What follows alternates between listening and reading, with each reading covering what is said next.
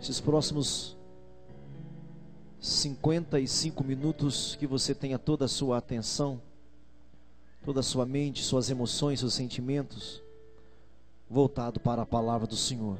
Porque quando a gente canta para Ele. Quando a gente ora para Ele. Quando a gente adora a Ele. Mas na hora da palavra Ele fala conosco. Amém? Abra sua Bíblia em 1 Coríntios capítulo 15.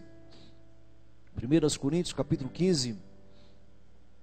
O capítulo sobre a ressurreição do Senhor Jesus e consequentemente de todos os mortos em Cristo Jesus. Amém? A ressurreição de Jesus e consequentemente a de todos em Cristo. Todos. Uns para vida eterna, para salvação eterna, outros para a condenação eterna. Tudo está fundamentado em que Jesus ressuscitou. Amém? É uma das doutrinas mais importantes da Escritura. Mais importante. Falei isso a semana passada. Amém? Os mortos ressuscitam. Os gregos lá da época de Paulo, de Jesus, diriam não. Os estoicos diziam não. Os epicureus, uma corrente filosófica, diriam não. Os pitagoristas diziam não. Os espiritualistas diziam não. E os judeus diriam sim, só no futuro. Só no futuro. Os judeus diriam isso. Ressuscita. Todo o judaísmo diria isso. Ressuscita, só no futuro. Que é o que nós estamos vendo aqui. A ressurreição do fim dos tempos. Amém? O Evangelho diria sim, os mortos ressuscitam. Então, cristão, você ressuscitará. Amém? E por que você ressuscitará, cristão? Porque o teu mestre tomou o seu lugar, se tornou um ser humano como você, morreu e ressuscitou, garantindo para nós também essa possibilidade. Você vai ressuscitar, você vai morrer, e nos fins dos tempos, quando Cristo voltar, você ressuscitará. Amém? Não importa como você morreu. Amém? E o texto que eu vou ler um som agora, capítulo 15, o versículo 5 diz assim. Versículo 4: foi sepultado e ressuscitou ao terceiro dia, segundo as Escrituras. Apareceu para os Cefas, apareceu para os 12, e depois apareceu para mais de 500 irmãos de uma só vez. Eu ressuscitarei e você ressuscitará, e porque Jesus ressuscitou. Amém? Amém? É possível crer na ressurreição de Jesus e ignorar a nossa ressurreição? É possível crer na ressurreição de Jesus e não na nossa? Não. É possível crer na nossa e não na de Jesus? Não. Aí é não. Os mortos ressuscitam? Sim. É possível crer na ressurreição de Jesus e na nossa? Não. Isso é possível? Não. Creu em uma, a gente crê na outra. Não tem como separar as coisas. Capítulo 15 ainda, versículo de número 14. Se Cristo não ressuscitou, é vã a nossa fé. É vã a nossa pregação e é vã a nossa fé. Verso 13. Se não há ressurreição dos mortos, então Cristo não ressuscitou. Se não existe ressurreição dos mortos, então Cristo não ressuscitou. Se Cristo não ressuscitou, é vã a nossa pregação, é vã a nossa fé. Quer dizer, não é possível você crer na ressurreição de Jesus e deixar de crer na sua, ou crer na sua e não crer na de Jesus. Amém? Verso 13 de novo. Se não há ressurreição dos mortos, então Cristo não ressuscitou. Não tem como uma coisa estar desconectada da outra. E se Cristo não ressuscitou, é vã a nossa pregação e vã a nossa fé. 15. E seremos e somos tidos por falsas testemunhas de Deus. Porque a gente fala que a gente vai morar com Ele. Para morar com Ele tem que ressuscitar. Porque temos asseverado contra Deus que Ele ressuscitou a Cristo, o qual não ressuscitou. Sim, é certo que os mortos não ressuscitam, Cristo também não ressuscitou. Se você fala, não, eu não vou ressuscitar, eu penso como os antigos gregos lá de 2000 anos atrás. Se você não vai ressuscitar, então Cristo não ressuscitou. Não, não é possível crer nessa incompatibilidade.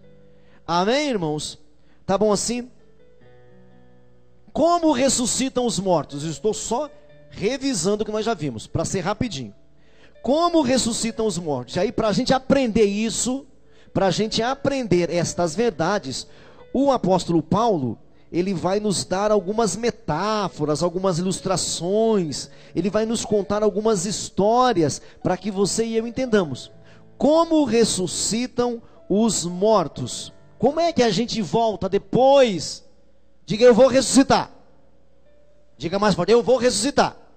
Não é que você amanhã vai ficar doente, olha para cá. Não é que de repente amanhã, entendeu? Você fica doente, aí você morre, aí Cristo pega e te ressuscita. Não, você morre e fica morto. Quando Cristo voltar, você vai ressuscitar e vai se encontrar com Ele. Como é isso? Como é? Como é que vai ser? Como os mortos ressuscitam? Versículo 38. Capítulo 15, versículo 38. Ele vai contar vai usar três figuras. Verso 38. Vamos ler o 35. Mas alguém dirá, como ressuscitam os mortos? Em que corpo? Em que corpo vem? Insensatos, o que semeia não nasce, se primeiro não morrer. A equação, isso aqui é uma equação. Para que haja isso, tem que morrer. E quando semeias, não semeias o corpo que há de ser, mas o simples grão. Essa é a equação. Quando você semeia, quando você morre, é igual semear o corpo. Agora, quando a semente cresce e floresce, o que você semeou mesmo que aparece? Não. Você semeou uma semente, não aparece uma semente grande lá depois, não, aparece uma árvore. Ele está falando que é melhor. Então ele vai usar a semente, primeira figura, a semente. O seu corpo é como se fosse uma semente. Então, o que vai aparecer é algo muito, muito melhor. Quem está me ouvindo ainda? Você semeia uma semente de laranja, nasce a árvore inteira. Ou seja, é como se fosse a glória da semente, o potencial da semente. Você lança a semente, não aparece uma sementona lá. Aparece uma árvore cheia de frutos e nos frutos cheio de semente. Ou seja, é mais poderoso. Então o que vai ressuscitar? Olhe para mim, por favor. Irmãos, vale a pena. Vamos supor que vocês vão viver até 100 anos aqui. Viva na presença de Jesus. Viva o evangelho genuíno. Porque na ressurreição, irmão, esse tempo aqui vai ser apenas uma sombra. Vai ser nada. Ah, mas será que eu vou ter saudade? Tenho certeza que não. Absoluta certeza que não. Mas pastor, ter saudade é tão bom. Irmão, mas quando você está em alguma coisa que é supra melhor, o resto é só sombra, irmão. Aqui na nossa terra, na nossa vivência, a gente tem sentimentos e emoções limitadas. Então pode ser que você lembre com saudade, né? Alguma coisa do passado, porque hoje você não consegue reproduzir um sentimento lá de trás, porque você está na sua limitação. Não vale, não é a mesma equação para o reino de Deus, para quando nós estivermos em vida eterna com Deus, irmão. É supra melhor. É muito, muito melhor. Então ele pega uma historinha, uma semente, joga uma semente na terra, aparece uma árvore do outro lado.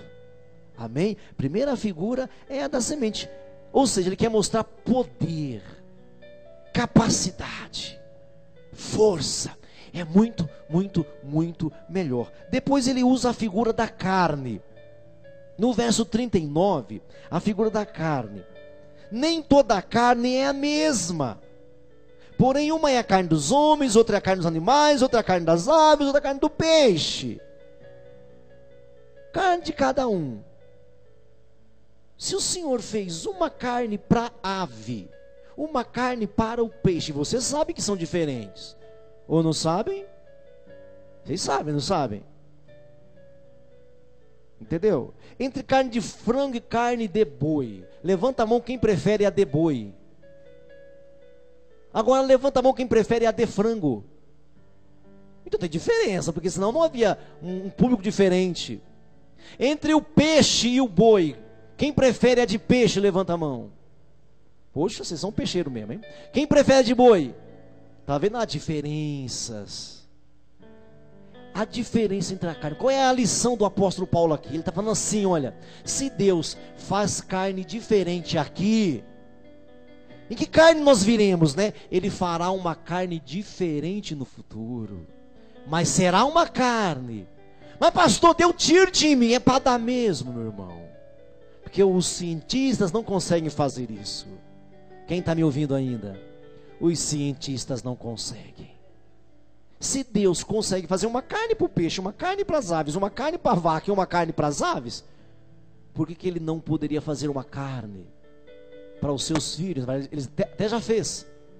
Até já fez. Lembra o que Jesus disse? Quando os meninos ficaram assombrados, quando Jesus apareceu lá, aí eles ficaram assim, é o Senhor mesmo, é o Senhor mesmo. Ele falou, vem, bota a mão aqui, veja que é carne, espírito não tem carne. É carne, bota a mão aqui, coloca a mão em mim aqui, veja que sou eu mesmo. Porque um espírito não tem carne. Porque Jesus teria atravessado a parede. Então o Senhor Jesus vai fazer uma carne diferente de todas as carnes que você pudesse pensar. E carne, viu, irmão? Agora, Deus é Deus. Que os cientistas, né, irmão, durmam com esse barulho, né, irmão? Então a segunda figura é a figura da carne. A terceira figura é a figura dos corpos celestes. E aí eu quero fazer a transição para o nosso outro ponto. A terceira figura são os corpos celestes. Quais são os corpos celestes? Diga o sol, diga a lua, diga estrela e estrelas. Não é assim? O sol, a lua, estrela e estrelas. Aí ele diz que cada um dos astros tem a sua força e o seu vigor.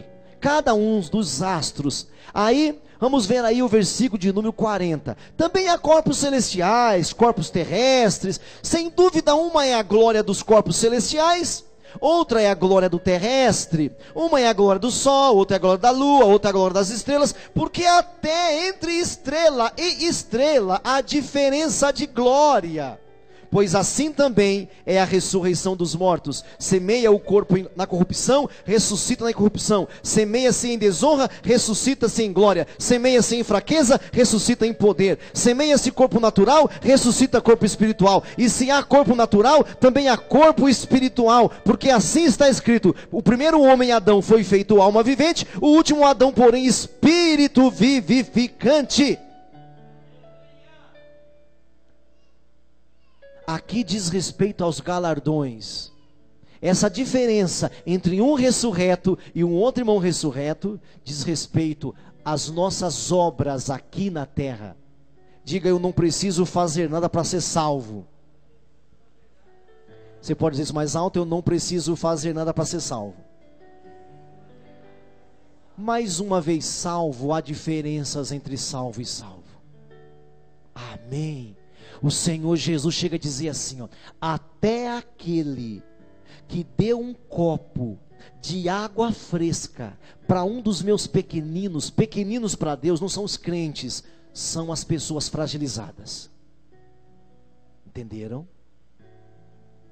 Até aqueles que deu, ou que deram um copo de água fresca para um dos meus pequeninos na terra, não vai ficar sem recompensa. Até por um copo de água fresca, gente, nós seremos recompensados. Quem está me ouvindo? Isso deveria gritar em você e em mim. Isso deveria mexer com as nossas atitudes cotidianas, o nosso dia a dia. Às vezes você é tão egoísta que quer a salvação só para ti, só para você. E a sua mãe está perdida, o seu pai está perdido. Uma irmã que passou por uma dificuldade na nossa igreja de Itaquá, esse dia estava me falando, né? Que ela esteve assim, enfrentando a morte, e ela saiu ali das últimas, né? E assim, ela começou a falar: pastor, agora eu quero fazer mais, eu quero fazer mais. Por quê? Eu perguntei para ela que às vezes nós temos que passar por essa experiência, para entender que podemos fazer mais, que devemos fazer mais. Por quê, irmãos? Porque já não fazemos mais agora. Porque Porque já sou salvo, eu não preciso fazer nada para ser salvo. Agora vamos levar o evangelho. E a coisa mais importante que você pode dar a alguém não é água fresca, é o evangelho verdadeiro, é o evangelho genuíno. Não dificulte o evangelho, pregue o evangelho. Não enlargueça a porta do evangelho, não enlargueça o caminho, prega o evangelho. Sabe por que as pessoas não querem mais ouvir de você o evangelho muitas vezes? Porque você prega o evangelho que o outro prega. É que vai ter isso, que vai ter aquilo, que vai ganhar isso, que vai ganhar aquilo, que vai ser isso, que vai ser aquilo. Não, o evangelho é o seguinte: o Senhor Jesus morreu para que você não morresse. Ele veio aqui para libertar você, para restaurar você. Você não tem que continuar assim. Ele vai perdoar os teus pecados serão acabados, cancelados. Começa por aí. Chore pelos perdidos, que as suas entranhas venham a gemer pelos perdidos. Pregue o evangelho. Faça mais. Faça porque você não precisa mais. Mas haverá galardões. Haverá diferença entre um irmão salvo e um outro irmão salvo. Não é que você vai negociar, mas o que eu tenho que dar, pastor? Dê vida. A vida que Ele te deu, de graça recebeste, de graça dai vida. O evangelho, a pregação, a palavra. Dê. Não fique só para você. Ontem uma irmã me falava uma frase, eu ri quando ela falava. Ela falou assim, pastor, eu ouvi uma frase assim, olha, que a igreja está cheia de baleias espirituais. Baleias espirituais. Que só come, só recebe. E não dá. Dê a palavra. Porque haverá galardões, irmãos. Quem está me ouvindo ainda? Haverá galardões. Agora cuidado com o falso evangelho, com os pregadores vãos, com os pregadores que não têm compromisso, com os pregadores que usam a igreja apenas como plataforma, com os pregadores que apenas querem a igreja para aparecer. Pregue o evangelho. Há galardões. Um é a glória do sol, outro é a glória da lua, outro é a glória das estrelas, porque até entre estrela e estrela há diferença. Eu tenho certeza que eu não terei a glória do apóstolo Pedro. Eu tenho certeza que não terei a glória do apóstolo Paulo. Eu tenho, estou todo conformado com isso. Mas eu sei que nós que somos as estrelas hoje, há diferença. Então, faça por onde. E aí eu começo o tópico de hoje. E nós lemos Daniel, né? Pregue aqueles que levarem pessoas à justiça, né? Daniel falou isso no capítulo 12, no versículo 2 e 3, né? Vamos para o outro tópico hoje. As implicações de quem crê na ressurreição. As implicações na vida daquele que vai ressuscitar dos mortos. Quais as implicações, as consequências, no que vai mudar? Aí eu falava aqui, por isso que é uma palavra de transição. Os galardões. Isso tem que mudar principalmente no nosso evangelho, na nossa evangelização, na forma da gente passar o evangelho. Vamos ler aí. Vamos voltar um pouquinho para trás, vamos ler o versículo 29. Quais são as implicações? O 29. Doutra maneira, que farão os que se batizam por causa dos mortos, se absolutamente os mortos não ressuscitam? Por que se batizam por causa deles? Porque também nós nos expomos a perigos toda hora. Por que isso? Dia a dia morro. Eu o protesto, irmãos, pela glória que tenho em vós, em Cristo Jesus nosso Senhor. Se como homem lutei em Éfeso contra feras, que me aproveita isso ter lutado com feras, se os mortos não ressuscitam? Comamos, bebamos, porque amanhã vamos morrer mesmo, no morto não ressuscita. Não vos enganeis, as más conversações corrompem os bons costumes. tornai-vos a sobriedade, como é justo, e não pequeis, porque alguns ainda não têm conhecimento de Deus, e isto eu digo para a vergonha de vocês. Mas alguém dirá: como ressuscitam os mortos? Como vêm? Aqui, irmão, deixa eu explicar assim, versículo 29, leia de novo, eu explico para vocês. De outra forma, que farão os que se batizam por causa dos mortos? Se absolutamente os mortos não ressuscitam? Por quê?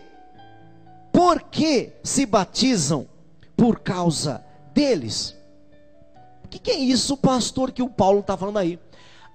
O que acontece? Esse povo de Corinto, eles tinham um rescaldo de uma heresia antes de eles se converterem. Presta atenção.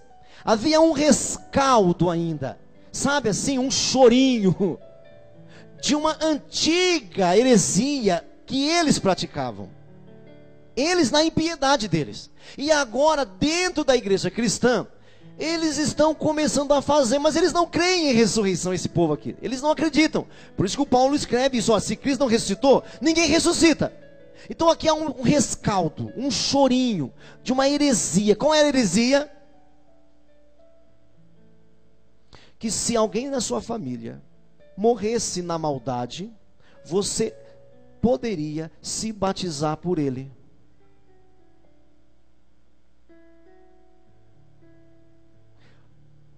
O romanismo transformou isso em outra doutrina, né? Transformou isso em outra doutrina. O romanismo. Tá vendo só como a gente tem que tomar muito cuidado? Sabe o purgatório? Quem já ouviu falar do purgatório? Purgatório é o seguinte, é uma doutrina romana. Que alguém morre na impiedade e você pode ir com ações, com boas obras, purgando os pecados do morto. Isso é feitiçaria antes de Corinto, gente. Isso é feitiçaria grega. É feitiçaria dos vikings. Os vikings já faziam isso. Só que apareceu uma roupagem nova. Quem está me ouvindo ainda? Então esse povo de Corinto ainda guardava esse rescaldo, esse chorinho, esse resquício dessa doutrina satânica, de que alguém poderia se batizar pelos mortos. Aí o Paulo vem aqui agora, falando sobre a ressurreição, pega eles no calcanhar deles, pega eles no pulo. Paulo fala esse versículo 29 para ele. De outra maneira, que farão os que se batizam por causa dos mortos? Se absolutamente os mortos não ressuscitam, por que se batizam por causa... se eles não... Está vendo só a sabedoria do Espírito Santo aqui? Acha que o Paulo planejou isso aqui? Acha que o Paulo planejou isso aqui em casa? Não planejou. Paulo os pega no pulo, no contrapulo. Paulo chega a falar: engraçado, vocês aí não creem na ressurreição dos mortos, mas vocês se batizam pelos mortos. Por que que vocês estão fazendo isso? Quem está pegando isso aqui? Está vendo a razão? É algo racional. Se vocês não acreditam numa outra vida, por que é que vocês estão se batizando? Ou seja, o Paulo detona a doutrina deles a partir da prática deles. Paulo envenena, apodrece, acaba com qualquer argumento. Vocês não creem em ressurreição, vocês não creem em nada depois da morte. Por que é que vocês estão aí então se batizando pelos mortos? Entenderam então aqui?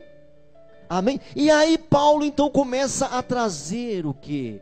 As implicações de quem crê na ressurreição, de quem acredita na ressurreição. Aí ele começa a falar no versículo 30: e por que também nós nos expomos ao perigo toda hora? Olha para mim, por que Paulo se expõe ao perigo? Então, ou seja, quando você crê na ressurreição dos mortos, você se expõe a qualquer coisa. Agora, se não há ressurreição, por que o Paulo se expõe? Aí ele fala no versículo 31, dia após dia morro. Morrer aqui, gente, é sofrer. Protesto, irmão, pela glória que tenho em vós outros, em Cristo nosso Senhor. Se como homem lutei em Éfeso com feras. Ou seja, em Éfeso, Paulo enfrentou pessoas que queriam matá-lo. Aqui não são feras, um leão apenas, não. Não é um leão que queria comer Paulo, não. Não é só isso, isso aconteceu também. Mas que pessoas queriam matá-lo. Ué, se morto não ressuscita, por que eu me exponho ao perigo, irmãos? Ao perigo de morte. Procura para mim, Antônio, aquele texto lá assim, que ele fala em viagem muitas vezes, em saúde, em doença, em enfermidade, coisa assim. Um outro texto de Paulo, acho que é 2 Coríntios, não me lembro agora. Se alguém achar também, dá um toque aí para eu ler para vocês. Paulo se expunha mesmo. Paulo se expunha ao perigo. E por quê, meu irmão? Quem crê na ressurreição, quem crê na ressurreição dos mortos, vive a vida como se isso acontecesse amanhã. Porque há galardões. Por que eu vou perder tempo se o evangelho é coisa simples? O evangelho é coisa simples. Por que eu não vou me expor? Se eu tenho chance de acumular tesouros no céu,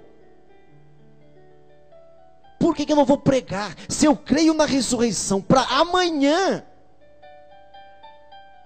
por que isso não mexe com a minha vida? Achou? Leia para mim aqui, por favor, aqui. Ouça esse texto que o apóstolo Paulo fala. Olha esse texto, como era a vida do apóstolo Paulo. Vou ler no celular que eu estou sem óculos.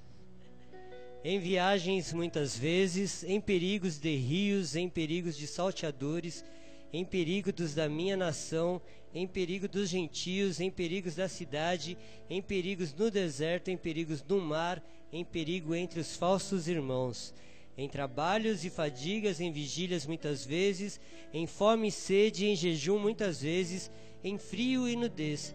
Além das coisas exteriores, me oprime cada dia o cuidado de todas as igrejas. De novo, leia outra vez do começo para nós. Presta atenção, irmão.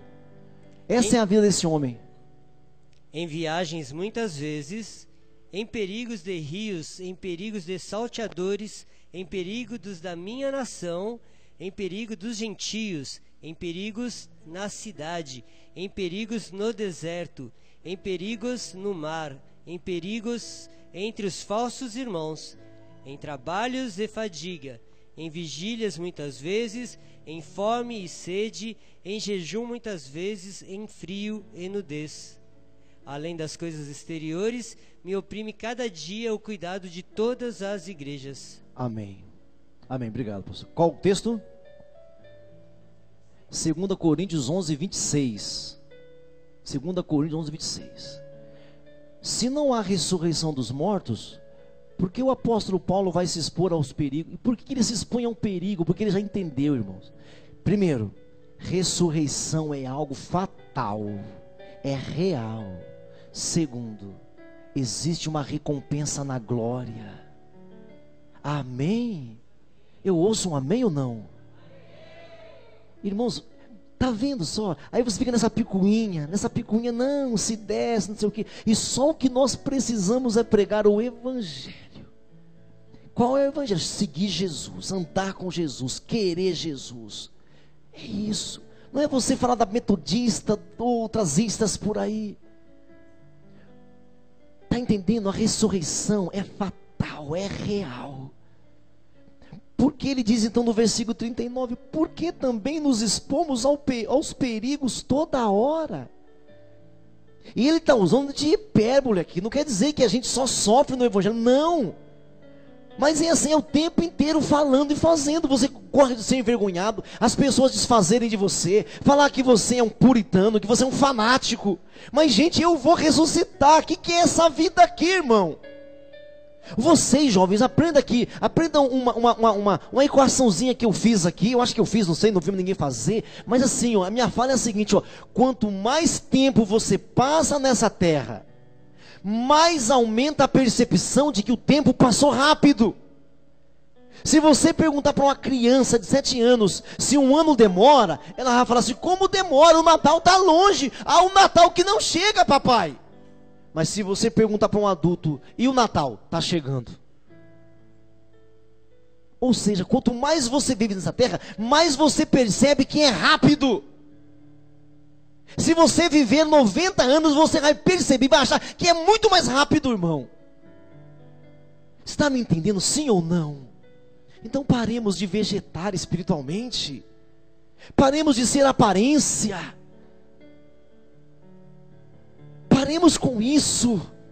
Vai lá, ganha o seu dinheiro que você precisa, compra a sua roupa, coma o seu alimento, tudo bem. Mas saiba, eu existo para o reino de Deus, eu existo para o Evangelho, eu existo para Jesus, eu existo para a ressurreição dos mortos, eu vou ressuscitar, eu não ficarei prostrado, eu vencerei a morte. Não é só isso daqui, irmão. Vai lá, faz a sua faculdade, vai lá, ganha o seu dinheiro, tudo bem. Mas lembre-se, você é para a glória, você é para a glória de Deus, você é para sempre. Aleluias. Aí ficamos empurrando a vida biológica com a barriga. É muito mais do que isso, querida igreja. Então que implicações há? Primeiro, no nosso evangelismo. No nosso evangelismo pessoal, no evangelismo cotidiano, naquele de encontrar alguém e de compartilhar: olha, o amor de Deus é assim, olha. Não aumente nada ao evangelho, só prega o evangelho. Ele diz então isso: eu me exponho ao perigo todos os dias, 31 dia a dia morro. E não é esse o prazer de Deus. Deus não tem prazer na morte dos seus filhos. Deus tem prazer, porque esse morrer para Ele é o que? É se dedicar a Ele, se negar, negar-se a si mesmo e se dedicar a Ele, querida igreja. Quem está me ouvindo ainda? Se dedicar ao Senhor. Pois dia a dia, verso 31, morro. Eu o protesto, irmãos, pela glória que tenho em vós outros, pelo peso que eu tenho em vós outros em Cristo Jesus nosso Senhor. Se como homem lutei em Éfeso com feras, é na carne que você guerreia mesmo, meu irmão, é na carne mesmo. É a carne que você tem que batalhar mesmo. É se levantar, é ter iniciativa, é ir para cima. Que me aproveita isso se os mortos não ressuscitam? Comamos então, bebamos, e amanhã morreremos. Não vos enganeis, as más conversações. Que é isso daqui? Olhe para cá. As más conversações, relacionamentos que não edificam. Não tenha medo de ser grosseiro às vezes, não tenha medo. Mas se você tiver numa relação amizade, amigos, amizade, e qualquer conversa que venha atrapalhar a sua vida cristã, pontua aquela conversa. Não deixe uma conversa entrar vermes, aparecer bactérias espirituais, apontar o dedo para um irmão que está fraco na fé. Ei, irmãos, pontua. Essa irmã que me falava que agora vai pregar mais o evangelho, eu falava para ela assim: mas veja que evangelho você vai pregar. Veja que evangelho. Se é o evangelho carrancudo, que não pode, não isso, não pode aquilo, aí fica forçando o evangelho que já é radical por si só, não tem valor. Não tem valor. Passe o evangelho. Passe o evangelho. Que implicações no nosso próprio evangelismo, no nosso evangelismo diário? Se como homem lutei em Éfeso com feras, do que me aproveita? Se os mortos não ressuscitam, comamos, bebamos, porque se os mortos não ressuscitam, amanhã morreremos. Não vos enganeis, as más conversações, os maus relacionamentos, se expor a conversas estranhas. Às vezes alguém que você admira, alguém que já foi daqui, aí você fica ouvindo aquelas conversinhas tortas. Sabe aquelas conversinhas com psicologia barata? Sabe o que eu estou dizendo? Quem sabe o que eu estou falando aqui? Porque não tem conversa que tem psicologia barata. Ó, não quero falar não, mas será que aquele irmão lá... Psicologia barata. Diga para o seu vizinho, cuidado com as psicologias baratas. As más conversações corrompem os bons costumes, os bons hábitos, a forma equilibrada de viver. Tenha relacionamentos respeitosos, íntimos, dá para ter relacionamentos respeitosos, íntimos, dá. Cuidado com o nosso jeito brasileiro de ser, irmãos. Cuidado com o nosso jeito brasileiro de ser. Essa mania que a gente tem de dizer sim, mas no fundo a gente quer dizer não. Dizer não, mas no fundo a gente quer dizer sim. Falar que tudo bem, mas não está tudo bem.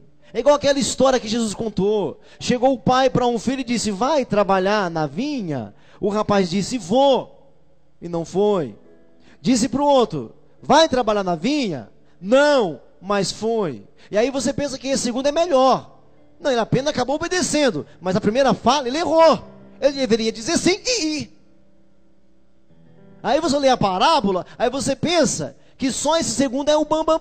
É só esse que foi e acabou fazendo. No fim das contas, sim. No fim das contas, ele acabou obedecendo. Mas de começo os dois erraram. Um disse sim e não foi. Errou. O outro disse não e foi. Começou errando, acabou certo. Então começa e acaba certo. Amém, meus irmãos? Então nós brasileiros temos essa mania, esse jeito brasileiro de ser, todo malandro, todo ofuscado, todo escaldado, nunca confia e parece que confia. Que você tem que ser prudente? Lógico. Que você tem que ser prudente? Lógico, o Evangelho manda sermos assim. Mas irmãos, você vai ressuscitar. Deixa isso aparecer na sua conversação, no seu evangelismo. Deixa isso aparecer nas nossas conversações, nos nossos dia a dia, no cotidiano das nossas vidas.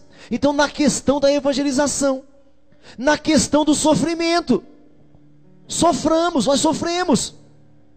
Na questão da separação do pecado, verso 33.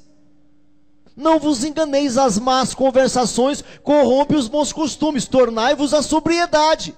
Sejam sóbrios, equilibrados, como é justo, e não pequeis. Então qual a implicação? Primeiro, na minha evangelização. Segundo, no sofrimento. Vou sofrer sim, vai haver um grau de sofrimento, porque as pessoas nem sempre vão ouvir você.